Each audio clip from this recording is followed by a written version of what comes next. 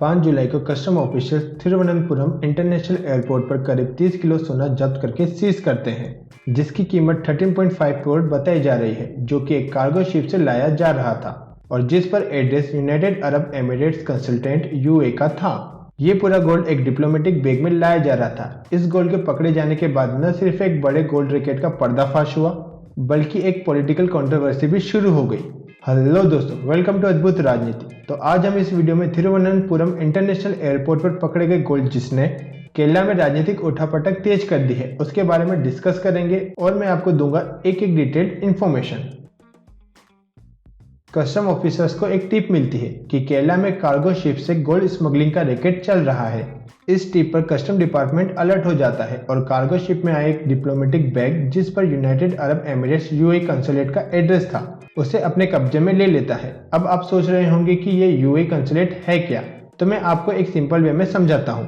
केरला से कई लोग नौकरी के लिए खाड़ी देशों का रुख करते हैं, उनमें से कई लोग यूएई भी जाते हैं, जिसकी वजह से इन लोगों के डॉक्यूमेंटेशन, वीजा प्रोसेस एटसेट्रा के लिए यूएई और केरला गवर्नमेंट के ऑफिशियल्स के बीच काफी इंटरेक्शन होता है और इसीलिए लोगों के इश्यूज और इंक्वायरी को सॉल्व करने के लिए यूएई ने केरला में अपनी एक कंसल्टेंसी खोल ली, जो कि यूएई में ट्रेवल करने वाले लोगों को अलग अलग तरीके से सर्विस प्रोवाइड करेगी। अब क्योंकि ये एक डिप्लोमेटिक बैग था और 1961 के आर्टिकल 27 के अनुसार कोई भी डिप्लोमेटिक बैग को सर्च या सीज नहीं किया जा सकता, जिसका मतलब कस्टम डिपार्टमेंट इस बैग को खोल नहीं सकता था। अब भारतीय विदेश मंत्रालय को इस बैग के बारे में इन्फॉर्म किया गया, जिसमें विदेश मंत्रालय ने बताया कि उन्हें इस बैग में बिस्किट्स, नूडल्स एटसेट्रा होने की जानकारी दी गई है। जिसके बाद विदेश मंत्रालय के आदेश के बाद इस बैग की एक्सरे स्क्रीनिंग की गई तो पता चला कि गोल्ड को steel pipes, door locks, air compressor और आयरन रोड्स में सिलिंड्रिकल फॉर्म में छुपा रखा है। अब ये बैग एक यूएई कंसुलेट के नाम पर एड्रेस था, जिसे कंसुलेट का ex employee Sarith Nair fake identity के साथ लेने आता है और कस्टम ऑफिशियल सरित को अरेस्ट कर लेते हैं। सरित इंट्रोगेशन में स्वप्ना सुरेश, संदीप नायर और रमेश, जो कि फॉर्मर कंसुलेट थे, उनके नामों का खुलासा करता है। पकड़े हुए गोल्ड की लिंक टेरर फंडिंग से जुड़ने के शक में केस की इंट्रोगेशन एनआईए को दी जाती है और एनआईए 10 जुलाई को इन सस्पेक्ट्स के खिलाफ यूएपीए के तहत एफआईआर दर्ज करवा देती है। पूछताछ में पता चला कि स्वप्ना सुरेश ने ही जाली पेपर बनवाए थे, जिससे इस बैग को डिप्लोमेटिक लगेज दिखाकर गोल्ड की स्मगलिंग की जा सके। एनआईए ने स्वप्ना सुरेश और संदीप नायर को 14 दिन की रिमांड पर ले लिया है।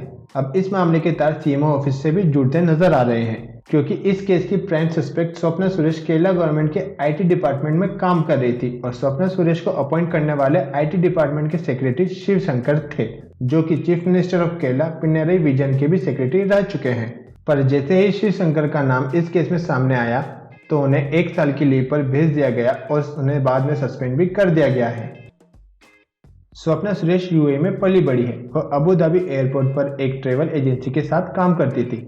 इसके बाद 2016 से 2019 तक स्वप्ना सुरेश ने यूएई कंसल्टेंसी में भी काम किया था, पर एयर इंडिया के एक ऑफिसर पर फेक मोलेस्टेशन के इल्जाम लगाने की वजह से उसे जॉब से निकाल दिया गया था।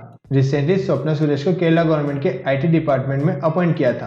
पुलिस जब शामना कासिम ब्लैकमेल केस की इंक्वायरी कर रही थी, तब उन्हें पता चलता है कि एक गोल्ड स्मगलिंग गैंग है, जो कि यूएई से गोल्ड स्मगलिंग करता है और गोल्ड को सेफली दोनों कंट्रीज से स्मगल करवाने के लिए एक डील वुमेन हेल्प करती है, जिसकी यूएई कंसल्टेंसी और केरला गवर्नमेंट में ऊपर तक पहुंचे। जिसके बाद ऑफिशियल्स को स्वप्ना सुरेश पर शक हुआ और उसे गिरफ्तार कर लिया जाता है।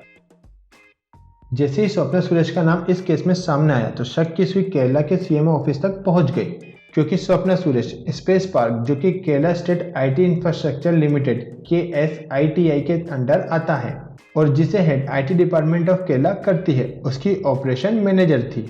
साथ ही स्वप्ना के आईटी सेक्रेटरी शिव शंकर से क्लोज रिलेशन थे और शिव शंकर रोज स्वप्ना के फ्लैट पर आया जाया करते थे। इस केस के बाद स्वप्ना के आईटी डिपार्टमेंट में अपॉइंटमेंट पर कई सवाल उठ रहे हैं, क्योंकि स्वप्ना का आईटी वाले केस में नाम आने के बाद उसका ट्रैक रिकॉर्ड उसे इस पोस्ट के लिए इलीगल प्रूव करता है और साथ ही उसके कई डॉक्यूमेंट्स फर्जी थे। तो इन सब बातों के बाद भी उसे इतनी डेजिग्नेटेड पोस्ट पर कैसे अपॉइंट किया गया, और वो भी खुद आईटी सेक्रेटरी ने।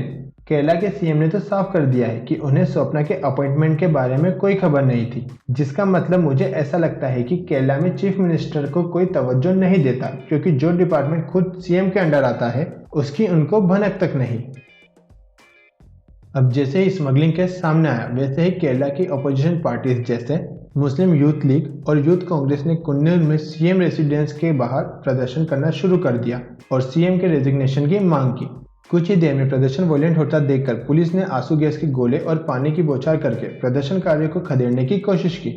आपको बता दें कि 2021 में केरला में असेंबली इलेक्शंस होने वाले हैं और इस मामले के सामने आने के बाद केरला गवर्नमेंट की मुश्किल भी बढ़ गई है और अपोजिशन को मौका भी मिल गया है। तो अब यह मामला आगे और भी कई बड़े बड़े पॉलिटिकल ट्विस्ट भी लेगा। साथ ही कांग्रेस लीडर ने इस केस की सीबीआई जांच की भी मांग की है।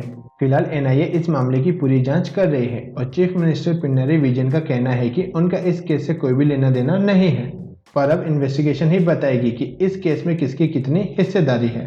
तो दोस्तों वीडियो को यहीं एंड करते हैं। अगर आपको ये वीडियो अच्छा लगा तो इस वीडियो को लाइक कीजिए, शेयर कीजिए और मेरा काम पसंद आया तो सब्सक्राइब कीजिए इस चैनल को। जय हिंद, जय भारत।